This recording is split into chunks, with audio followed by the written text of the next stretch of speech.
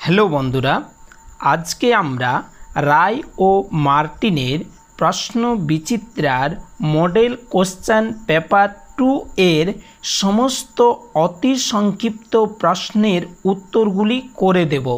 তোমরা তাই ভিডিওটি কোথাও স্কিপ না করে শেষ পর্যন্ত দেখো। যেহেতু এমসিকিউ প্রশ্নগুলির উত্তর কোশ্চেন ব্যাংকের মধ্যেই করে দেওয়া আছে, তাই সে প্রশ্নের উত্তরগুলো আমি তোমাদের সামনে করে দিচ্ছি না, সেগুলো তোমরা নিজেরাই মিলিয়ে নাও। যে প্রশ্নগুলো তোমরা পারবে না বা যে প্রশ্নগুলো করতে তোমাদের অসুবিধা হবে, সেই অতি সংক্ষিপ্ত প্রশ্নের উত্তরগুলি আমি তোমাদের সামনে এখন তুলে ধরব। সাবস্ক্রাইব করুন আমাদের বাংলা শিক্ষা ইউটিউব চ্যানেল এইরকম আরও অনেক শিক্ষামূলক ভিডিও পাওয়ার জন্য। প্রথম যে প্রশ্নটি আছে দেখো, তপন প্রথমটা ভাবে ঠাট্টা। কোন কথাটা তপন প্রথমে ঠাট্টা ভেবেছিল? মনে রাখতে হবে যে তপন তার ছোট মেসোকে দেখে লেখক হওয়ার বাসনা নিয়ে একটি গল্প লিখেছিল। সেই গল্পটি প্রথমে সে কাকে দেখিয়েছিল? না, সেই গল্পটি দেখিয়েছিল তার ছোট মাসিকে। ছোট মাসি সেই গল্পটি দেখিয়েছিল তপনের ছোট মেসোমশাইকে। তপনের ছোট মেসোমশাই সেই গল্পটি পড়ে বলেছিলেন, একটু আধটু কারেকশন করে দিলেই এটি পত্রিকায় ছাপাতে দেওয়া চলে। তপন এই কথাটি প্রথমে ঠাট্টা বলে মনে করেছিল। তাহলে প্রথম প্রশ্নের উত্তর তোমরা এইভাবে লিখবে যে একটু আধটু কারেকশন করে দিলে ছাপাতে দেওয়া চলে, এই কথাটি শুনে তপন প্রথমে ঠাট্টা ভেবেছিল। পরের প্রশ্নে আসি। দেখো, আজ তোমাদের একটা জবর খেলা দেখাবো। কি খেলা দেখানো হয়েছিল? এই প্রশ্নটি সুবোধ ঘোষের বহুরূপী গল্পে থেকে নেওয়া। এই গল্পের প্রধান চরিত্র হলো হরিদা। হরিদা জগদীশ বাবুর বাড়িতে বিরাগীর রূপ ধারণ করে, অর্থাৎ বিরাগীর ছদ্মবেশে বা বিরাগীর বহুরূপী রূপ ধারণ করে জবর খেলা দেখিয়েছিল। পরের প্রশ্ন, বুনো হাঁস ধরায় যে এদের কাজ। উদ্দিষ্টদের বুনো হাঁস বলা হয়েছে কেন? উদ্দিষ্ট অর্থাৎ যারা ভারতবর্ষকে স্বাধীনতা করার জন্য বা স্বাধীন করার জন্য নিরন্তরভাবে খেটে চলেছে, ইংরেজদের পোষা পুলিশ তাদেরকে বুনো হাঁসের মতো বনে জঙ্গলে খুঁজে বেড়াচ্ছেন, তাই তাদের বুনো হাঁস বলা হয়েছে। অর্থাৎ ভারতের স্বাধীনতা সংগ্রামী বা বিপ্লবীদের বুনো হাঁস বলেছেন। কিছুটা যেতেই অমৃতের নজরে এলো। অমৃতের নজরে কি এলো? পান্নালাল পেটেলের অদল বদল গল্পে অমৃত এবং ইসাব দুটো বাচ্চার কথা আমরা পাই। এই বাচ্চা দুটো একজন ছিল হিন্দু, একজন ছিল মুসলিম, এবং তারা দুজনেই খুব ভালো বন্ধু ছিল।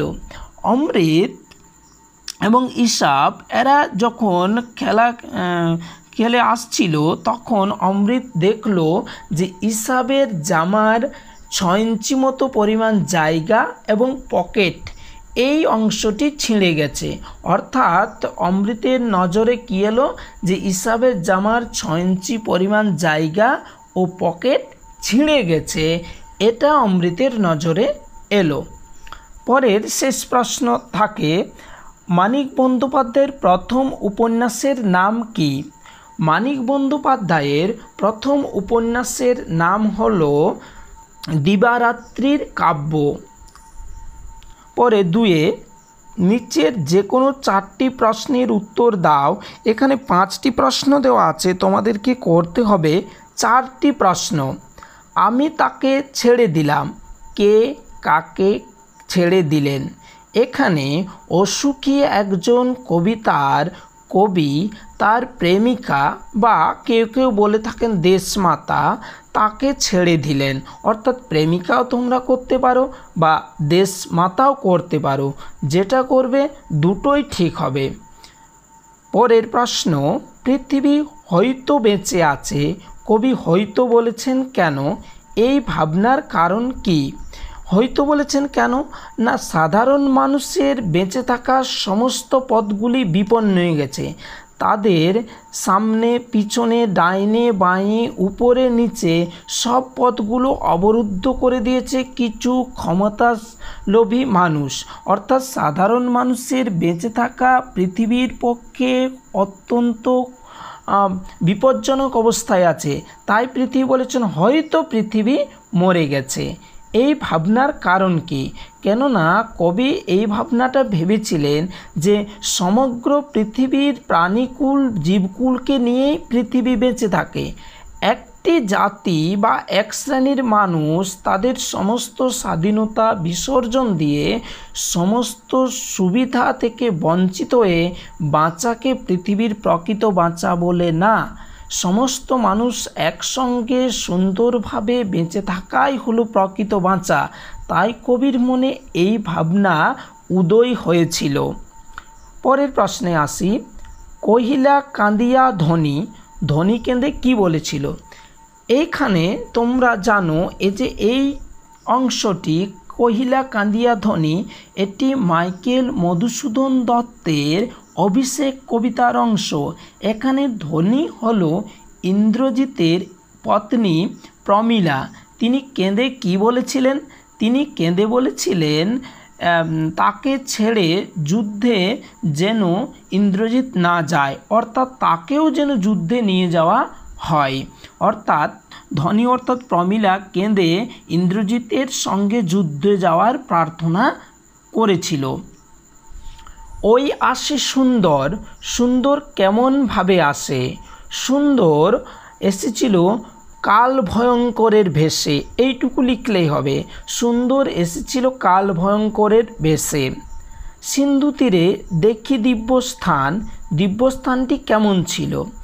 এই প্রশ্নটি তোমরা দেখো নেওয়া হয়েছে কোথা থেকে? সিন্ধু তীরে কবিতা থেকে। সিন্ধু তীরে কবিতায় সমুদ্র কন্যা বা সমুদ্রের কন্যা পদ্মা যে স্থানটিতে থাকতো সেই স্থানটিকে কবি বলেছেন দিব্যস্থান। সেখানে সুখ ছিল, শুধু কোনো দুঃখ ক্লেদতা ছিল না। সেখানে সবসময় সত্য ধর্ম বিরাজ করত।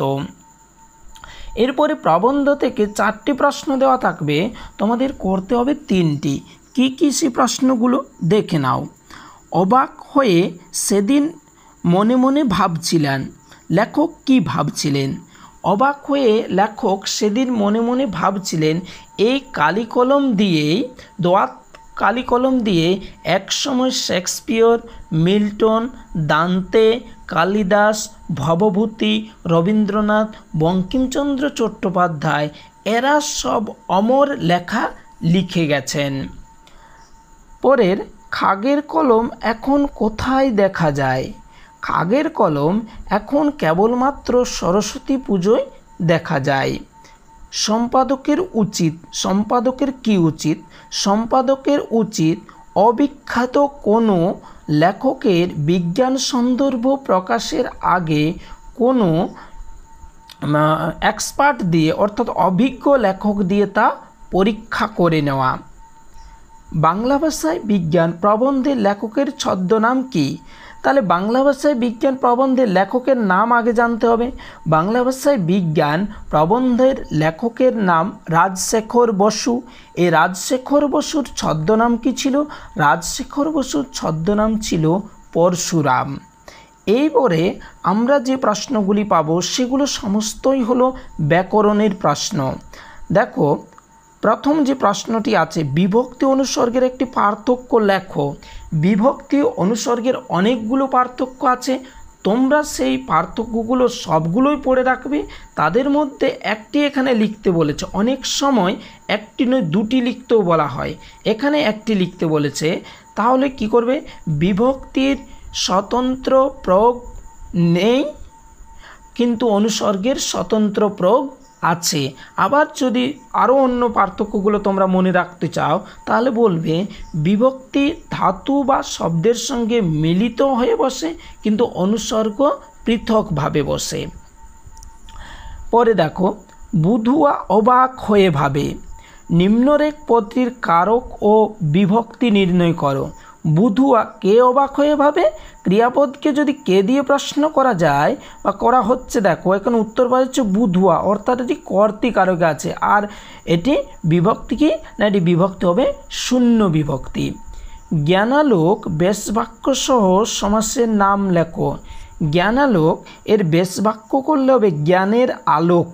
জ্ঞান এর বিভক্তি আছে সম্বন্ধ, এটি যেহেতু পরপদের অর্থ প্রাধান্য পাচ্ছে তাই এটি হবে সম্বন্ধ তৎপুরুষ সমাস। নিত্য সমাস কাকে বলে? যে সমাসের বেশ বাক্য করা যায় না, যদিও বেশ বাক্য হয় তাহলে অন্য কোনো পদের সাহায্য নিতে হয়, তাদের বলে নিত্য সমাস। যেমন কৃষ্ণ সর্প থেকে বেশ বাক্য, কৃষ্ণ সর্প থেকে যদি সমাসবদ্ধ পদ করতে হয় তাহলে হবে কৃষ্ণ সর্প, এর বেশ বাক্য আলাদা কিছু হয় না। তপন গড়গড়িয়ে পড়ে যায়, ভাববাচ্যে পরিণত করো। কে গড়গড়িয়ে পড়ে যায়? তপন। এখানে পড়ে যায় এই যে ক্রিয়াপদ, এই ক্রিয়াপদটি তপন অর্থাৎ কর্তাকে অনুসরণ করে আছে। এখানে এই ক্রিয়াপদের চেঞ্জ করে কার অর্থ প্রাধান্য করতে হবে না, ক্রিয়াপদেরই অর্থ প্রাধান্য করতে। ভাববাচ্যে ক্রিয়াপদের অর্থ প্রাধান্য থাকে। তাহলে তপন গড়গড়িয়ে পড়ে যায়, এটিকে যদি ভাববাচ্যে তোমরা রূপান্তর করো তাহলে হবে তপনের গড়গড়িয়ে পড়া হয়। কর্তৃবাচ্য থেকে কর্মবাচ্যে পরিবর্তনে অন্তত একটি পদ্ধতি উল্লেখ করো।